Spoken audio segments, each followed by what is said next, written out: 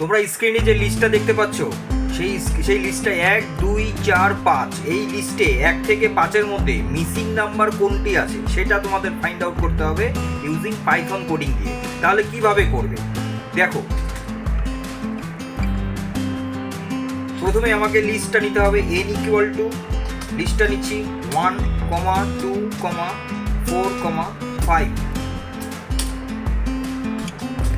Total একটা variable নিলাম, সাম of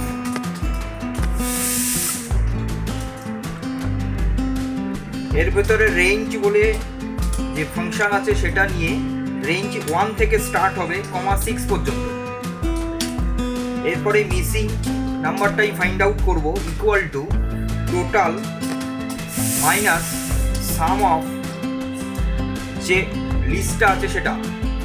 এবার প্রিন্ট করে দেব মিসিং নাম্বারটা।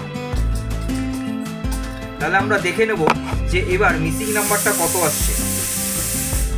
দেখো মিসিং নাম্বার 3।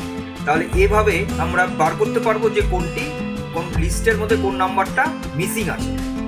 এরকমই যদি তোমাদের আরও এরকম টিপস বা এরকম পাজল প্রোগ্রাম তোমাদের আরও জানতে হয়, শিখতে হয়, তাহলে আমার এই চ্যানেলটিকে সাবস্ক্রাইব করে নেবে।